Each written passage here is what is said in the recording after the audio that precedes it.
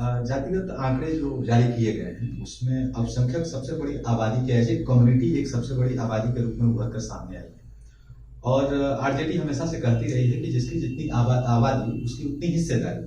तो क्या आरजेडी की तरफ से कोई अल्पसंख्यक मुख्यमंत्री का उम्मीदवार आगे हो सकता है?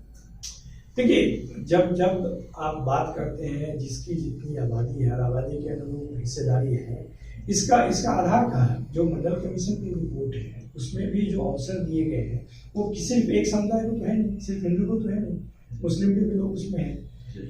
जहाँ तक आप पॉलिटिक्स की बात करते हैं तो अगर उस आधार पे देखा जाए तो भारतीय जनता पार्टी ने तो 545 में एक भी मुसलमान को टिकट नहीं दिया है, जबकि उनकी आबादी 15% है, 20 करोड़ जनता है इस देश में, एक उम्मीदवार भी नहीं बनाया है।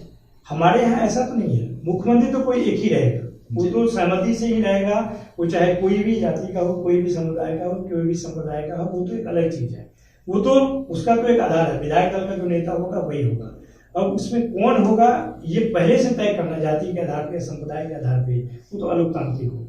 लोकतंत्र में तो जो भी ये चाहे किसी भी दल का आप सवाल उठाएं तो उस दल का जो विधायक दल है वो किसको तय करता है वही होगा।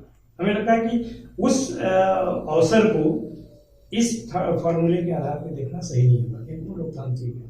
ये जो बात कही गई है वो नौकरी के परिप्रेक्ष्य में कहा गया है, अवसरों के परिप्रेक्ष्य में कहा गया है, संसाधन के परिप्रेक्ष्य में कहा गया है, जिसमें न्याय के आधार पर वितरण की बात आज से नहीं ग्रीक समय से कहा जाता है। उसमें आपने कहा, ठीक कहा कि विधायक दल का नेता चुने जाते हैं, लेकिन ऐसा तो आपके यहाँ भी एग्जाम्पल सेट हुआ है कि चुनाव के पहले ही उम्मीदवार की घोषणा हो जाती है कि हमारा मुख्यमंत्री का उम्मीदवार फलाने हैं, नहीं तो एबीसी XYZ कोई भी हो सकते हैं। ये बात भी तो हुई है, राजनीति में ये चीजें भी होती हैं।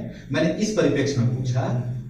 नहीं तो इस परिप्रेक्ष्य में तो देखिए चेहरा भी तय होता है, तो केवल आरजेडी ने तय नहीं किया है, महागठबंधन के चेहरा के रूप में तेजस्वी जी थे, नीतीश जी पूरे एनडीए के चेहरा के रूप में थे, तो ये तो गठबंधन बैठ के तय करेगी और उसमें कोई भी हो सकता है। ऐसा कोई नहीं है कि एक जब तय करता है अगर उसको भी आप मानते हैं कि यह केवल ग्रांटेड है तब तो एक अलग चीज है, लेकिन महागठबंधन के सभी घटक दल, लेफ्ट राइट सेंटर, लेफ्ट और सेंटर, ये सब लोग एक साथ मिलकर तय किए कि तेजस्वी जी रहेंगे और उस नेतृत्व का, उस चेहरे का फायदा आपको 2020 के चुनाव में दिखी।